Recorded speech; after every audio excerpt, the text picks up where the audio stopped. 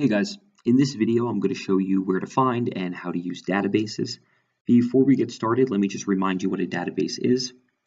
A database is a collection of pre-approved information that is commonly used for research and writing, including academic journals. Now, there is a library link on your desktops, but you're actually not going to use that as the link brings you to an outdated page.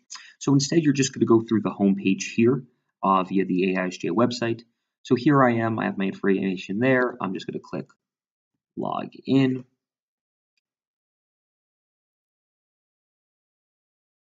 And now that I'm logged in, you're going to see there's a series of tabs at the top of the page. I'm going to go ahead and click library. Here on library, I'm now going to click databases. And now that I'm here, you're going to notice that this is a page devoted to subscription databases. Let's just go ahead and read from here. Subscription databases provide reliable information for research projects as they contain published articles, books, and media. So I'm actually going to be showing you just two of these databases, though there are plenty. The first one I'm going to show you is JSTOR. So I'm just going to go ahead and click JSTOR. Now, the first thing you're going to notice here is that I have actually already created an account. You're going to have to do the same thing, and information regarding, how to do that can be found back here. So just follow the instructions that Ms. Rona's provided and you'll create your own account. Let me now go back. So let's say that my topic was the fall of Rome. I can go right here, fall of Rome, and I'll just enter that in. Let's see what we get. Okay, so for the fall of Rome, you're going to see that there's a series of different articles that have popped up, a series of different results. All of these are probably not going to be terribly relevant to what it is that I am trying to talk about. As you can see, there's 144,000 different results. You're going to see that if to my left I wanted to, I could refine my search with publication dates, subject, etc. So why don't I go ahead and just see if this right off the bat has any relevance, just kind of get a sense of where I am. So I'm just going to click this. Maybe click it again. There we go. And let me download the PDF. Okay, let's take a look. Okay, and you're going to notice right here that there is a collection of poems, one of which has to do with the fall of Rome. Not really relevant to what it is that I want to study, which is going to, of course, be the way that the 5-point framework affected the decline of Rome. So I'm going to go ahead and just quit out of this. And I'm going to go back to my search, so back to search results. And what this tells me is I need to be a little bit more specific. So I'm going to search within results and I'm going to add. And when I click search, you're actually going to notice the way that JSTOR gives us Boolean operators, things like parentheses. Check this out, it's pretty cool. Look at that. So it puts fall of Rome with the Boolean operator and climate there. You'll see that the way that parentheses and Boolean operators used are a little bit different than they are in Google. Not terribly so, but it's something for you to pay attention to. So right here, I can see fall of Rome and climate, kind of just see if climate was a factor. And again, let me just go ahead and just click on this top result, kind of see where I'm at, see how much I have to refine my search. And let's take a look. Oh, well, this is problematic. And you can see it's problematic right here because of the date, 1884. This has nothing to do with the Roman Empire, so that's pretty problematic. I'm going to want to, I'm going to want to go back, though, and I'm just going to quit out of this. These results now tell me that I'm going to have to further refine my search. So I'm going to probably go here and do fall of Rome. Why don't I do fall of Roman Empire? That sounds better. Be a little more specific. And check it out.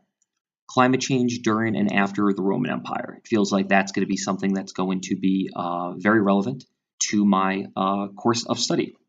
So guys, this is pretty much how JSTOR works. Now you're going to notice it is a little bit less familiar a platform than Google. It might be a little bit more difficult to navigate at first, and you're going to see that because there are so many results and so many of them are not particularly relevant to what you're looking for, you are going to have to continually refine your search using the Boolean operators and keywords. That's totally fine, of course, and like I said, these are all pre-approved, so you don't actually have to apply the CRAP test, which is pretty cool. Let me quit out of this though, and let me go back. JSTOR is one, EBSCO is the other. You're going to notice that we have a login and password. We'll go ahead here, AISJ. I'm going to go here and type in Eagles. Why don't we go ahead and save it? Now, we can talk a little bit more about this if you want, but just go ahead and click EBSCO Research Databases. And then you're going to select all and continue. And now let's do the same thing. Fall of Rome.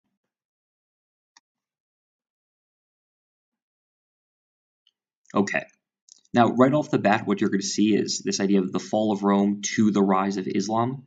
So right off the bat, that tells me that this is not going to be a very specific or very focused resource.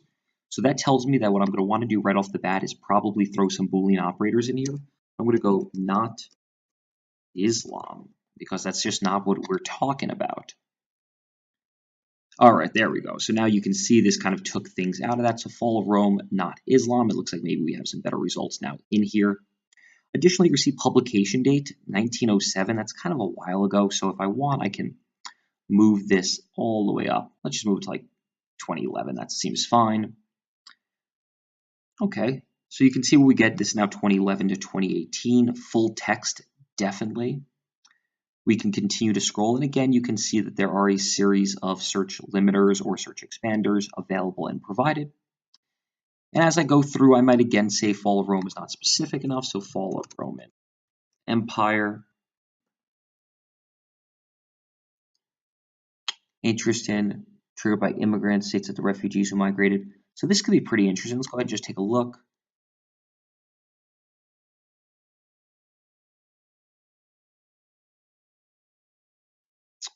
Okay, so this is then an article that we can go ahead and read, and one that we're going to find to be reliable. So this is sort of how EBSCO works. Not terribly different from JSTOR. If I had to choose, I would definitely prefer to use EBSCO. It's what I used more often in college, and it's just even now what I prefer to use for my research. You guys, of course, can kind of just find what you like.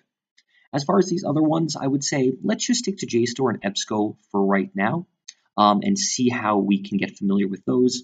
Obviously, you're not required to use either of these. These are just databases, and when it comes to the research step of locate, it's just nice to have something other than Google at our disposal.